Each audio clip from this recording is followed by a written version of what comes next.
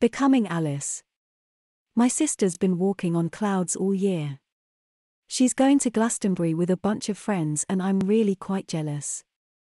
I'm almost 17 and my sister has just turned 18, and in spite of the fact that 16 and 17-year-olds are allowed to attend the festival unaccompanied, I wasn't even allowed to register because Mum thinks I'm a bit too young, so I'm sulking in the background as spring draws to a close whilst my sister and her pals are getting over-excited about tents, wellies, and festival outfits.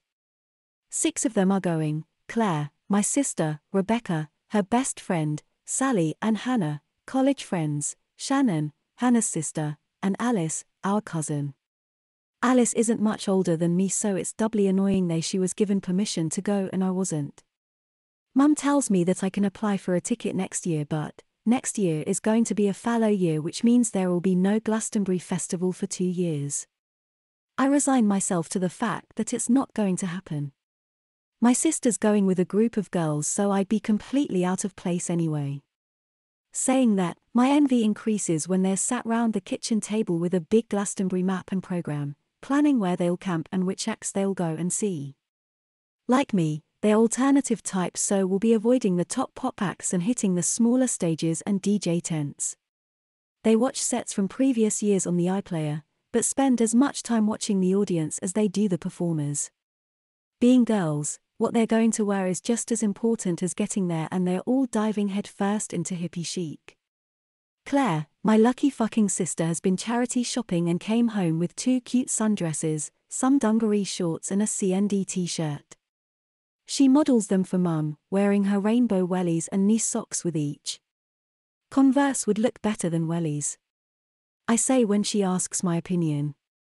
Yeah, but it's gonna be muddy in places, even if it doesn't rain, she replied.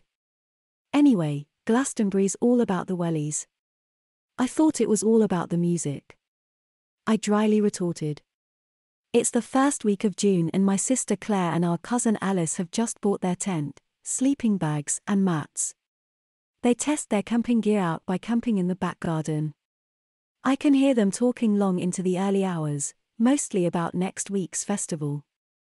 I sigh myself to sleep, wishing I could go too.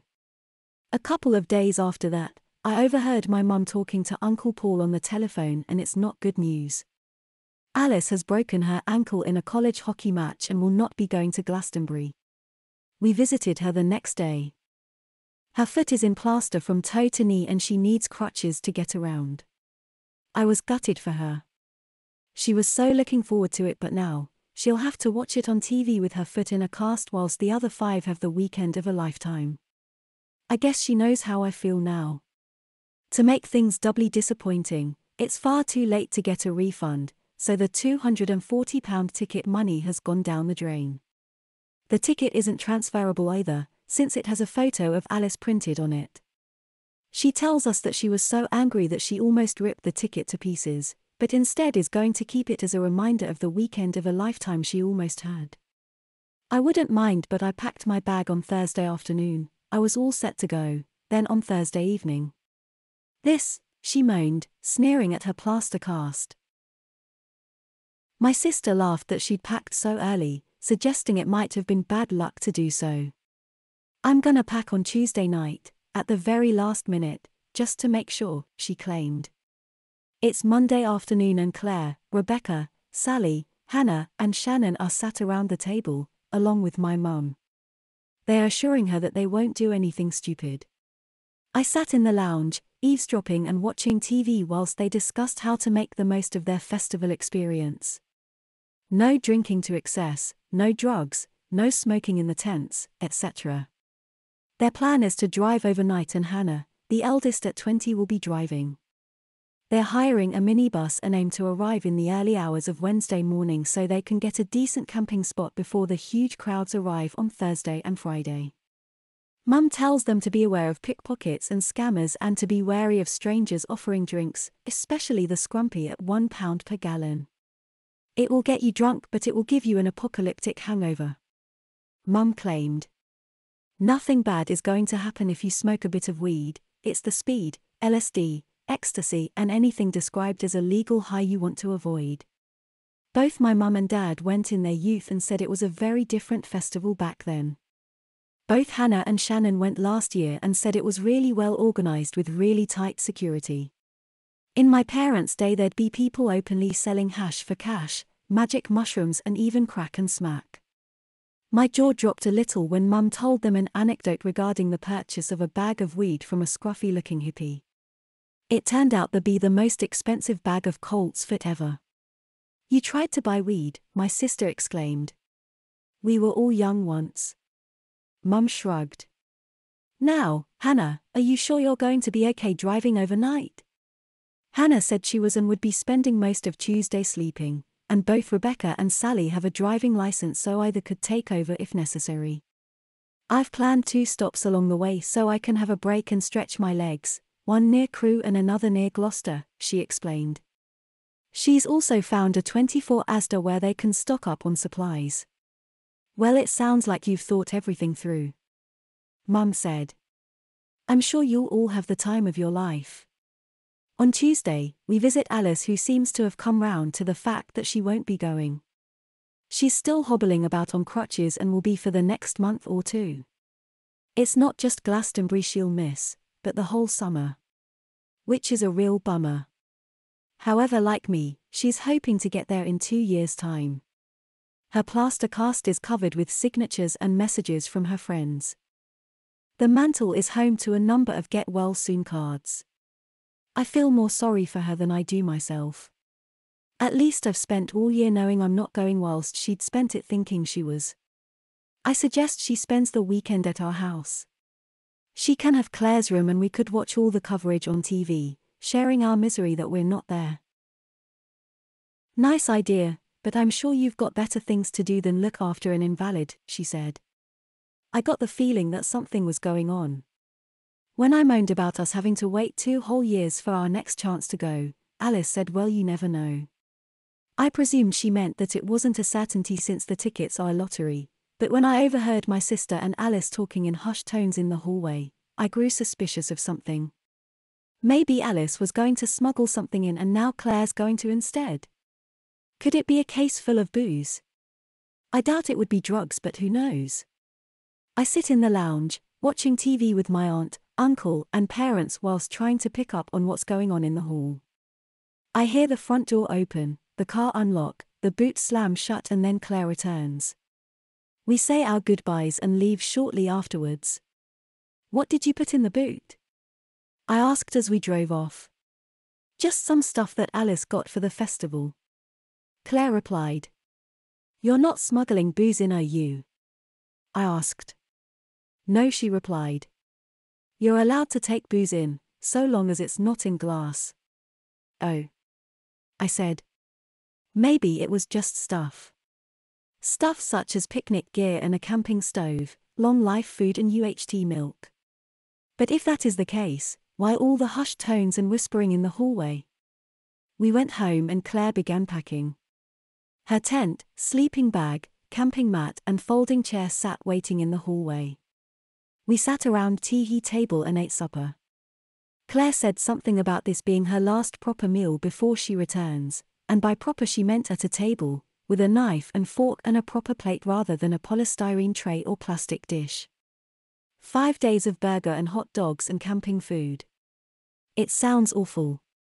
They planned to set off around 11 p.m., taking it easy, having decent breaks and aimed to arrive around 7 a.m. The rest of the gang arrived at around 9 p.m. and then triple-checked that they had everything before loading the minibus. I happily helped and got excited on their behalf. Just before they were ready to set off, my sister opened the boot of our car and asked me to help her fetch Alice's stuff. She handed me a hardshell case, the one I presumed contained booze but more likely contains all their cooking gear. I took it to the van and Claire followed. Hannah was organizing the stowage, putting the hard cases in first, then the chairs and tents, followed by the lighter items such as mats, jackets and sleeping bags on top. I didn't really pay much attention as I handed her what she wanted. Once the van was loaded, Mum and Dad gave Claire a big hug and a final little pep talk. "And make sure you look after your brother," Mum added as she cast me a suspicious glance. We will, Claire said as she turned to me. In you get, she grinned. What? In you get, she repeated. You're coming too. My jaw dropped. Really? I yelped. But I haven't got a ticket. Claire smiled. Yes, you have. I looked at my parents, who both smiled and nodded. I looked into the minibus and the 4 grinning faces, each beckoning me in. I'm not sure if I climbed in or was bundled on by my sister, but before I could even get my head round the news that I was going to, I was inside the minibus and we were off. I couldn't believe they'd got me a ticket and kept it a secret. I was shocked. I was excited. I was positively flabbergasted. I was told that I'd be going in on Alice's ticket and that my parents had paid for it. I presumed that they'd somehow managed to get her ticket transferred into my name. We drove through the night down winding country lanes for a good hour before finally reaching the M6 motorway. After another hour we turned off near Crewe and went to a 24-hour supermarket and spent half an hour in its cafe. Hannah topped up on caffeine and sugar. We sat and snacked and drank and enthused over what's to come. I still can't believe you managed to get the ticket transferred into my name. This is going to be so awesome, I exclaimed. The others grinned and agreed. Claire told me that Alice's ticket hasn't exactly been transferred into my name. What do you mean, not exactly? I asked. Well, she began. It was too late for a refund and they refused to transfer the ticket in spite of the fact she broke her ankle, which is bang out of order, my sister told me. So, she continued as my jaw slowly dropped. Don't worry, she insisted. It's only to get you through the gate. But I don't look like Alice, I said. There's a clear family resemblance, Claire said. She showed me Alice's ticket and said that all I need is some eyeliner and a bit of lippy and I'll look similar enough to the image on the ticket. Despite the fact that there is a strong family resemblance, I claimed I wouldn't look like my cousin even with makeup on, pointing out Alice's well-defined eyebrows as one glaring difference. That can all be sorted with makeup, Claire told me. And once we're in you can wash it off. And what if they don't let me in? They will, the girls collectively assured me. Hannah said that they'd already discussed that outcome and have made a pact. If one of us doesn't get in, none of us go in. Shannon, Hannah's younger sister, told me that they won't look that closely because there's going to be thousands of people going through the gate. They'll glance at your ticket, glance at you, and so long as both look vaguely the same, they'll let you through, she claimed. It's a production line. Bish bash bosh. They're more interested in what's in your bags than anything. Hannah agreed. Since both have been before, they know better than the rest of us. You'll have to dress like a girl too, just to be on the safe side, Hannah added. Are you okay with that? She asked. I gulped. Just until I'm through the gate. They nodded. That's the only place they're going to check the photo, my sister assured me. Once you're in, you're in. Don't they do random spot checks inside? I asked. No, Hannah claimed. They might say they do, but there's 170,000 people. It would be pointless. You'd need photo ID for buying booze, which you won't be, so you've nothing to worry about. Apart from trying to pass myself off as my female cousin. Leave that to us, Rebecca said. Anyway, it won't be the first time we've dressed you as a girl. Claire and Rebecca have been friends since junior school. They used to be practically joined at the hip, and I recall a couple of times when I was about 6 or 7 when we played dress up and they put me in one of Claire's old dresses. Being a bit of an emo, I'm no stranger to wearing a bit of eyeliner and painting my nails black, although I don't make a habit out of it.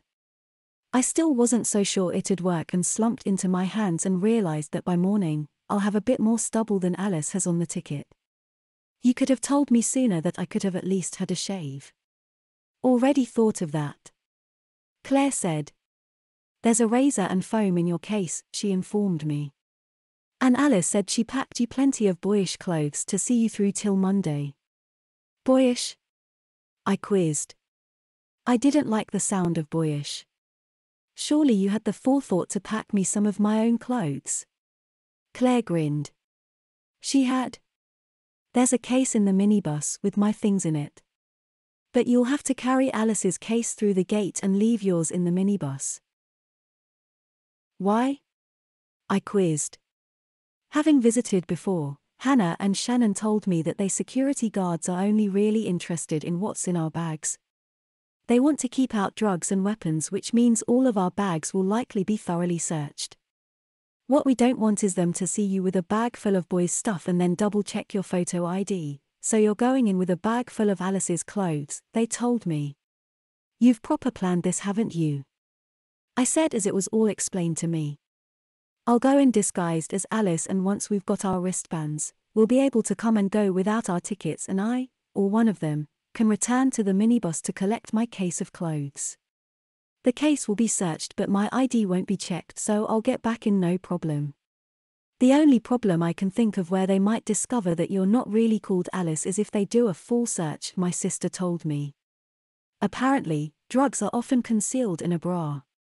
If they say they're going to do that, just tell them you're trans and have been living as a female since the age of 11. They'll still search your bra, but they can't discriminate on gender, so they'll have to let you in. Will I be wearing a bra? I asked. All 5 of them nodded. I bit my lip.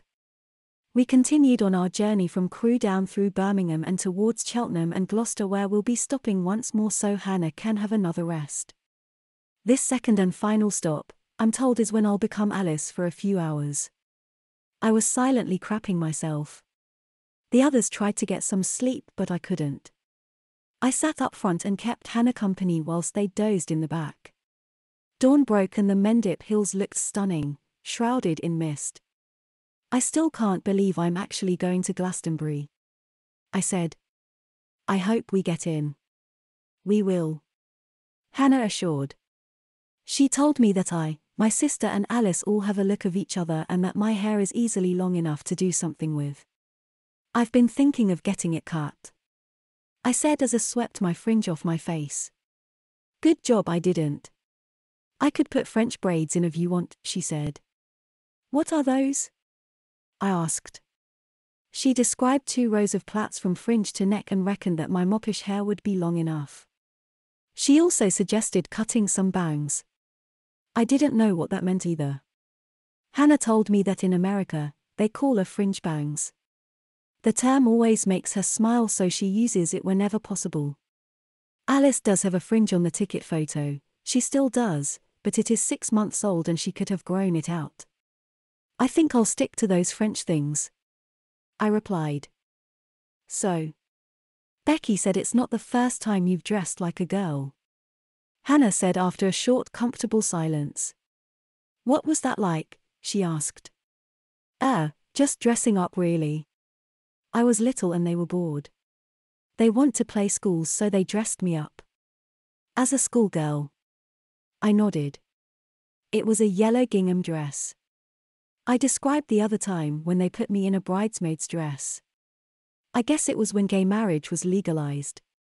I remember them saying that now 2 women or 2 men can marry each other, then boys can be bridesmaids and girls can be page boys. Rebecca had recently been a bridesmaid, so it was her dress they put me in. Hannah asked if I felt like a princess. I dryly told her that I felt like a boy in a bridesmaid's dress. She grinned. I grinned. You won't have been quite so little though, she said. Gay marriage only came in 3 years ago. Yeah. I cautiously replied. Maybe I've said too much, I figured. I was hoping she'd presume I was young and impressionable, but I was 13 at the time. I didn't really want to wear a bridesmaid's dress, but they pestered me into it whilst Mum and Dad were out. I felt like a dork, but it felt kind of elegant. I sheepishly confessed. Did they put makeup on you? She asked. When I was a bridesmaid? I asked. She nodded. I nodded and said that it didn't look very good, before telling her that I do wear eyeliner occasionally. But it's nothing like how Alice does hers. It will be when we stop off at Gloucester, she said, casting me a friendly grin. I grimaced at the thought of it. I like my cousin and I know that she's pretty and cool and always looks good, but the idea of me trying to look just like her. I can try, but I'm not convinced it'll work. This better work, I grumbled. It'll be such a disappointment to drive all this way only to be turned away. It would. But it won't. You've got think positive, she advised. You've got Alice's ticket, Alice's ID, a case full of Alice's clothes, and as far as the goon at the gate is concerned, Alice's face too, she said. Quite convincingly too, I might add. Just make sure you have a really close shave. I will. I hesitantly replied. What if I get a rash? I asked. We'll cover it with foundation, she said. Are you gonna shave your legs too? A voice murmured from the back. A couple of sniggers followed. No. I defensively whined. I'll wear tights if I have to. If you shaved your legs you wouldn't have to, Claire said in a jovial yet drowsy tone. I thought you lot were asleep. I said. Nah. Just dozing. Rebecca replied. It's sweet that you remember playing schools. How could I forget? I dryly added. And you didn't need much pestering to wear my bridesmaid's dress, she added. Only because I had a crush on you and I was putty in your hands. I replied. You still have. Rebecca grinned. Nah, not anymore. You're not my type. I replied. I did have a crush on her for years, but that waned after I got myself an actual girlfriend. It didn't last very long, but it broadened my horizons, by which point, my big sister's best friend wasn't on it. And who is your type? Rebecca asked. Not telling. I replied as I cast her a grin. I don't have a type as in blonde hair or big boobs, but I do find Hannah incredibly attractive, and her sister Shannon is gorgeous. Sally's really cute too, and Rebecca's still a babe. I guess I'm at the age where I have a fondness for lots of girls regardless of type. If they look nice and seem friendly, then they'll catch my eye and occasionally my heart. We witnessed a spectacular sunrise as we pulled off at Junction 11A and followed the sat-nav into the town centre.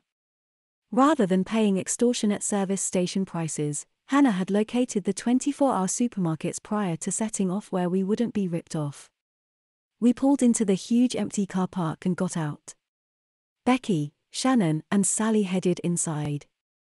I hung back with Claire and Hannah whilst they routed through the pile of luggage. Ah, here you are, Claire said, passing me a purple backpack which contained my toiletries. Go and have a shave, and make sure it's a good one, she said. Then come back here. I did as I was told and took myself to the gents. Inside the backpack is a wash bag, inside that I find a razor and some foam.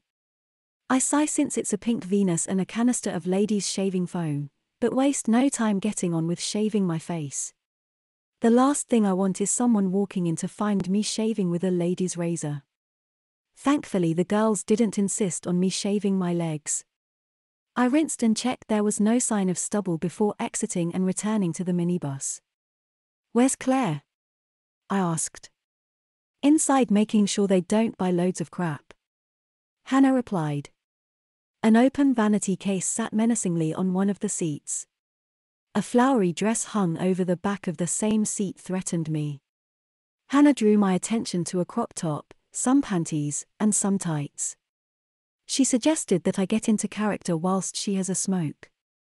I said I didn't need the panties, but Hannah claimed that in the unlikely event that I have to use the trans excuse, then I would need them because if I was trans, the last thing I'd be wearing would be boys' undies.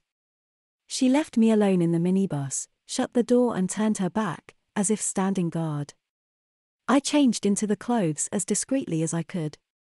The panties and tights were okay, but I felt I had to kneel down to don the crop top and the strappy summery dress to avoid being through the minibus's windows, not that there was another vehicle or person in the car park at this early hour.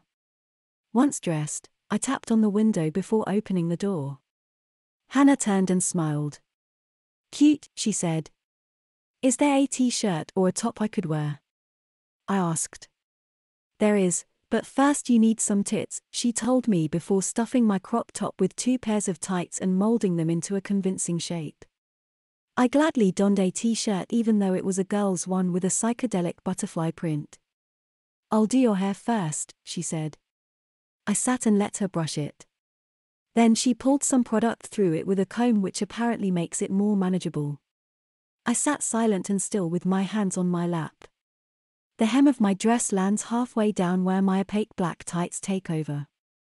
I've worn dresses before but never tights. They feel more comfortable than I expected, if a little warm. This is really relaxing, I say as she plaits one side of my hair. "Does it look okay?" I asked. "It's going to look fab," she replied. "If we do pull this off, it's going to be the only time in my life that I'll be thankful I'm only 5'6". I said. "If I was normal height we'd have no chance." When she'd finished I had a look at my reflection. My hair has been growing over my face for so long that I'd forgotten what it looks like off my face. I don't look anything like my cousin though, but with the neat plaits arching back, I do look a little bit girly. Hannah got out the van to have another cigarette. She offered me one but I declined. But I did stand with her since the minibus was beginning to feel like a greenhouse. With my stocking feet in my own trainers. The breeze whipping around my thinly clad legs, my frock flapping against my lap and my hair not flapping at all. I felt like I'd jumped out of one skin and into another. "This feels weird," I said. "You look okay," she told me. "Even without makeup." "Really?" I asked. She nodded. "I don't look much like my cousin though." "No, but you will," she claimed as she looked me up and down. I looked me up and down too.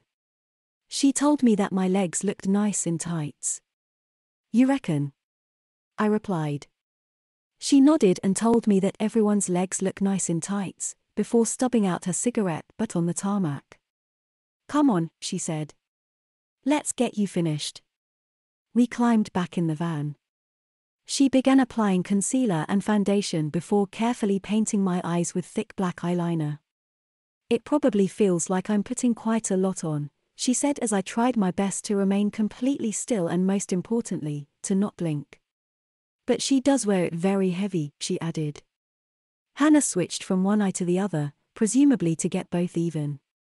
"How's it looking?" I asked. "Okay," she cautiously replied. "Have you got her ticket?" I rummaged through Claire's bag and dug it out. "Here." Hannah held it next to me. "Yeah, we're getting there," she claimed. "I might have to pluck your eyebrows though, just a little." I bit my lip and asked if they'd grow back. She assured me they would. "How quickly?"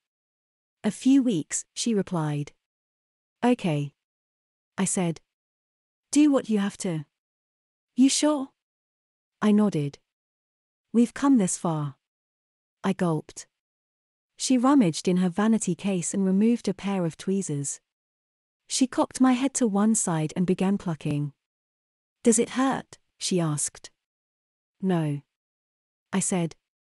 "Not really," I added. She pushed my head the other way and began working on the other brow. Then, after a few minutes of plucking, she evened them up before defining them with a pencil. She sat back and smiled at me. "I've never put makeup on a boy before," she said. "Well, there's a first time for everything, I guess." "There certainly is." "Alice," she replied. "Can I have a look?" I asked. "In a bit," she replied. "You need eyeshadow, mascara, and lippy first." She began with the eyeshadow, which took a couple of minutes. Then she carefully brushed the mascara into my lashes. "I can't imagine having to do this every day," I said as she selected a lipstick, using the photo on the ticket as a guide. "I guess it's a bit quicker when you're doing your own." "It depends," she replied. "Some days I wear just a touch, some days I wear loads. I guess it depends on how ugly I feel." "You're not ugly," I said. She smiled and said, "Neither are you," before finally choosing a suitable shade of lipstick. "In fact," she said as she removed the lid, You're a bit of a babe, she claimed before painting my lips in a pinky red. I'm sure you're only saying that, I grumbled. She handed me a mirror and I look at myself. Blimey, that really doesn't look like me, I exclaimed. I'm not sure it looks like Alice either. It's near enough, she claimed. She held the ticket alongside the mirror so I could see my reflection alongside the photo of my cousin. You reckon? I think so, she said, adding I hope so. I like my eyebrows, I said. Although I'm not sure what Mum and Dad will say next Monday. Where once there were slugs now sits a pair of slender symmetrical arches. Not too thin and not too thick, tapering elegantly towards my temples. In fact, I'm not sure what anyone will say when they see me like this, I added. Half an hour ago I was more worried about wearing a dress and tights than wearing makeup, but if there's one thing that really makes me look like a girl, it's the makeup. Your mum and dad'll be fine. The only person who didn't know you'd be becoming Alice was you. And given the choice, I'd have never gone through with it, I said. We know, she grinned. I noticed my sister and the others exiting the supermarket pushing a trolley full of supplies. Hannah turned. About time, she said. I was just about to send you in to find them. As they approached, Hannah slid open the door of the minibus and stepped out. You were ages, she said. We had to wait till 6 a.m. before they'd sell us any booze. Shannon replied. And your ID was okay? Hannah asked. Shannon grinned and nodded. Knowing that Shannon isn't much older than myself, and is therefore underage.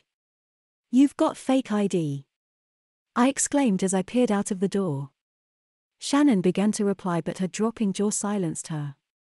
I gulped and glanced at the others. Peter, you look ace, my sister exclaimed. Alice, Hannah corrected as I shyly stepped out. We can't make any mistakes like that at the gate. A shower of compliments came from each of them. They love my hair, my makeup, my legs look nice, but the comment that makes me feel most embarrassed is nice tits.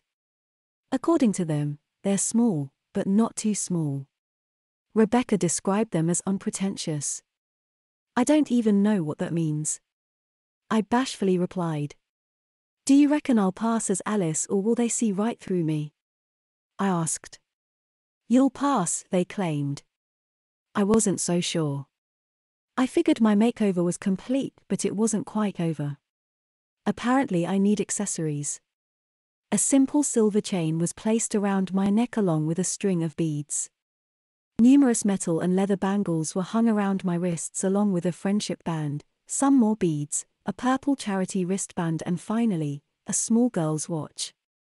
Hello Kitty, I dryly said as I observed its girly face and pink strap. Cute, I sarcastically added. You are, my sister said as she asked the girl's opinion on a choker. Black, green or burgundy? She asked, holding 3-inch wide lengths of velvet. A small ferrule and silver clasp is attached to the ends and each has its own metal pendant. Sally liked the black one with a metal daisy whilst Rebecca liked the green one with an OM symbol. I preferred the burgundy one since that has a CND sign hanging from it, but questioned why I needed a choker as well as the necklaces. To conceal your Adam's apple, she said. I allowed her to fasten it around my neck as the others smiled and grinned at me. Hannah told me that I wouldn't have to say very much at all at the gate, but advised me to try to speak softly when I do. To camp, Claire said when I softly replied. What about this? I attempted. That's just a whisper. Shannon giggled. I sighed. Okay, no, I took a breath. Okay, I said. Better, but a bit meek. This is never going to work, I growled. Couldn't he pretend to be mute? Sally suggested. Do you know sign language? No. I groaned, just as Hannah corrected her with she. I gulped. We packed the supplies with the rest of the luggage, which was a complex game of Tetris. The jackets, wellies, sleeping bags, Mats and camping chairs came out, the bags of food, bottles of water and far too many cans of beer went in, followed by all the lightweight stuff. Claire gave me a pair of wellies and told me I'd need them. Dez's. I sneered. Well, her other pair were pink with polka dots. Claire told me. We figured you'd prefer these, she added. The shiny black Wellington boots are covered in white and yellow daisies. She also gave me a pair of rather thick knee socks, or welly socks as she called them. At least these were rather sedate, being burgundy. I sat in the minibus, kicked off my trainers and donned the socks and boots.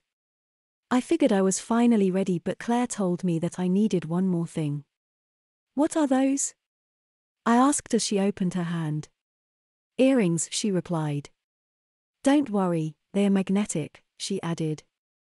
She placed one on each lobe and I could certainly feel them pinching me.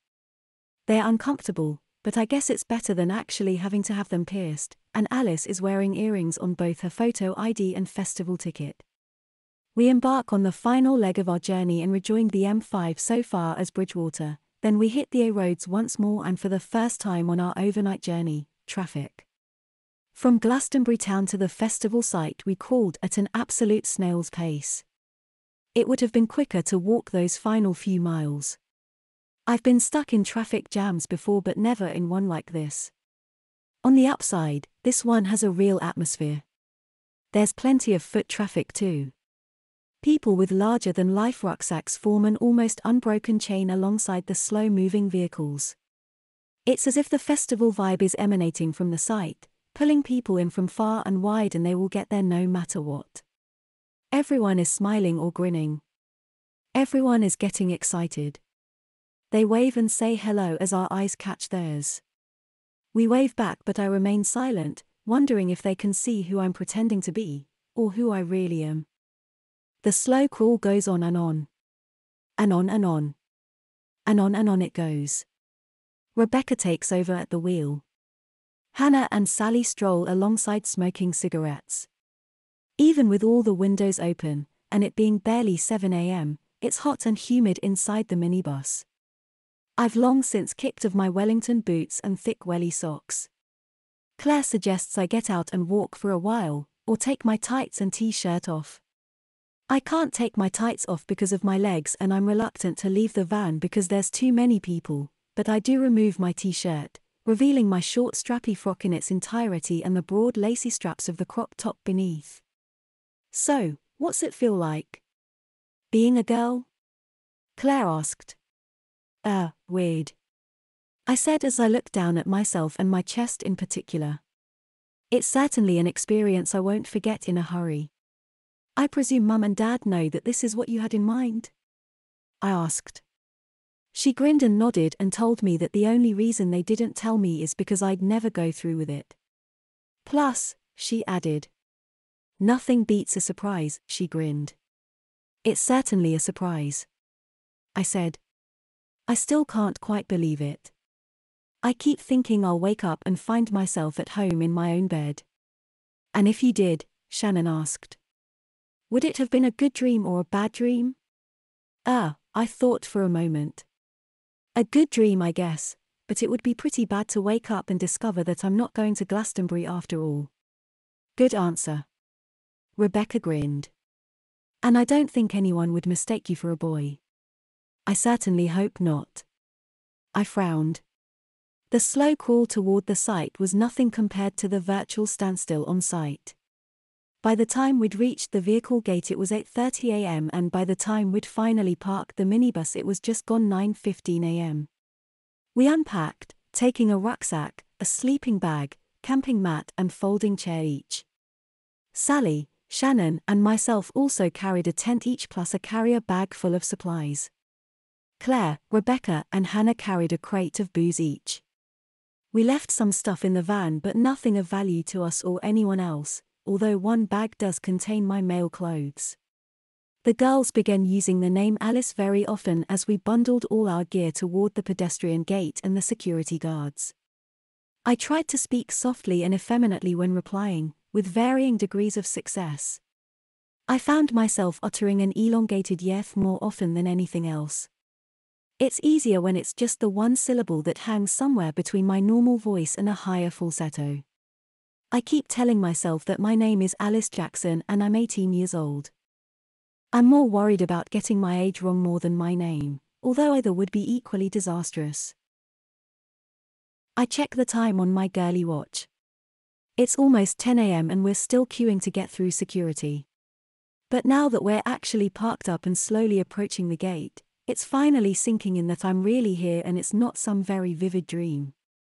I gulp with the realization that a mere 12 hours ago, I had no idea that I'd be coming, let alone disguising myself as my cousin. In fact, that bit still hasn't sunk in. In my peripheral vision, I spy the lumps on my chest. I worry that they're not convincing. Maybe they're too high, too low, or too small. Maybe they've gone wonky. In spite of the constant worry that I'm not convincing enough, I feel strangely confident. After all, I'm just one face amongst hundreds. Thousands even. I've shared glances with plenty of strangers and no one, so far as I can tell, has batted an eyelid. I glance at my sister, Hannah, and Shannon before casting my eyes at those around me. There's people of all ages and all types, goths and emos, punks, hippies, townies, chavs, even some normal people. Lots, in fact. All the standing and shuffling is tiresome. The day begins to catch up on us.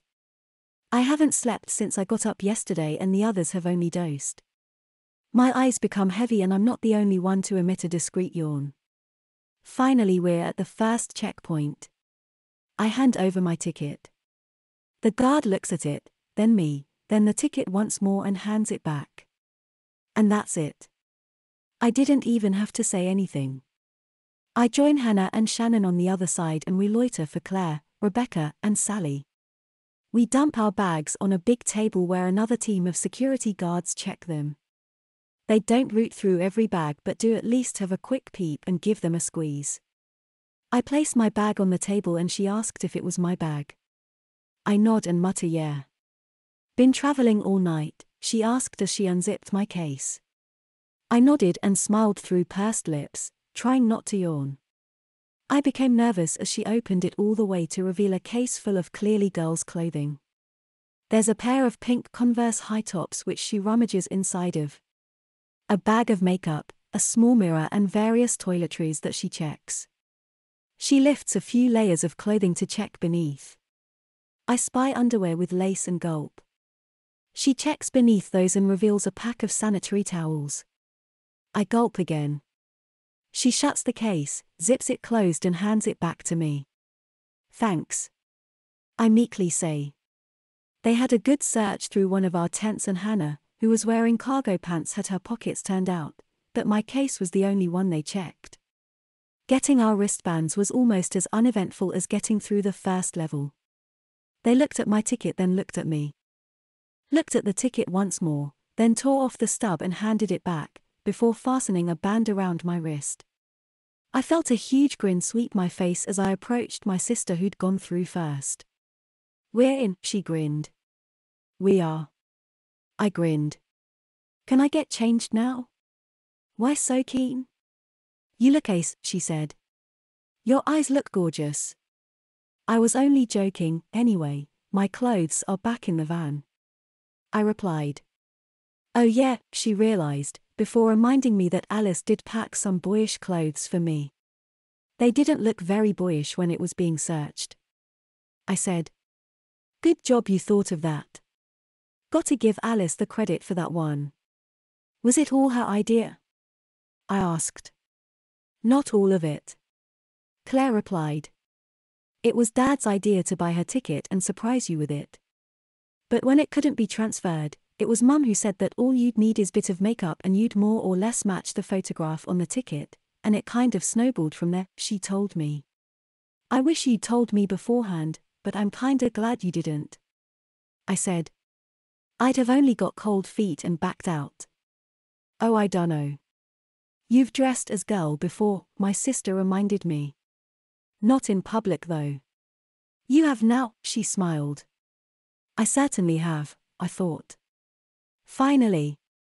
Claire exclaimed as Hannah came through the gate. What took you? Needed the loo, she sighed. I've drank far too much coffee today. I bet you have. I said. Hey, well done for getting us here. I added. It can't have been easy doing all the driving. It wasn't bad, and you're welcome, she smiled. I feel like I could sleep for a week though, she added. Me too. I replied, chuckling. The others soon followed through the gate, proudly waving their wristbands and grinning from ear to ear. We trudged through the campgrounds, lugging all our gear between us.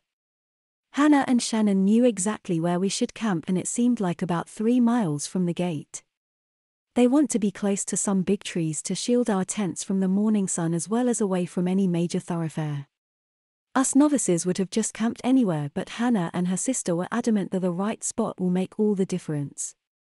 We trudged and trudged over the grass, past tents and toilets and huge piles of firewood, headed towards some distant trees. I guess we don't want to be too close to those trees, I suggested. They're gonna become one big toilet. That's a good point, Alice. Shannon said. So long as we're in their shadow when it counts. And we're not downwind of them. I added. We decided on a patch and put down our tents. They went up quite quickly and we wasted no time getting inside and trying to get our heads down for a while. It's nice finally getting these off, I said as I pulled off my tights. It's always nice taking tights off. Claire grinned. Were they itchy? Not really, I replied. Just a bit thick for the middle of summer, I guess. I said. I wonder if Alice packed some thin ones. I wondered as I got myself horizontal and pulled my sleeping bag over my lower half. Claire began to speak but paused. So, you're not planning on going back to the van anytime soon? She asked. I might go back after a kip, but I might stay, I mimed the quotes. As Alice. For a bit longer, till we've done a proper recce. A proper recce? Claire quizzed. Yeah. I replied. They might have upped security this year, they might check IDs on their way into the main stages, who knows until we've had a proper look around. We're in. All you need is the wristband and they don't have a name on them. I know, but I'm just paranoid, I guess. I got in under false pretenses and I don't want to get thrown out. I said. Plus, I paused. What? Claire eventually asked. Nothing. I said. Go on, she prompted. Well, there's me and 5 girls. Will I fit in if I'm just me? Would I feel out of place as the only guy? Or, should I just? I looked down at my frock and chest, still bulging with 2 spare pairs of tights. Actually, I said, reaching in and pulling them out of my crop top. What? Claire asked. Thin tights. I said, holding 2 pairs of scrunched-up nude-colored tights. They are like what Mum wears, but they'll be okay, won't they? I said. To hide my hairs? I added. Peter, my sister said. If you're going to spend the next 5 days, she mimed the quotes. As Alice, then you're going to shave your legs, and your pits. Maybe not. I said. I get your thinking though, and you have come this far, maybe it would be more fun if we were all girls together, she said. Your clothes are in the minibus if you change your mind. True. I said. I'll see how I feel after some sleep. I said as put my head on my pillow. I might wake up and think it was a stupid idea. You might wake up and find yourself at home, she grinned. And it was all just a really good dream, she smiled. Oh, I hope not. I said as my eyelids grew heavier, and heavier, and heavier.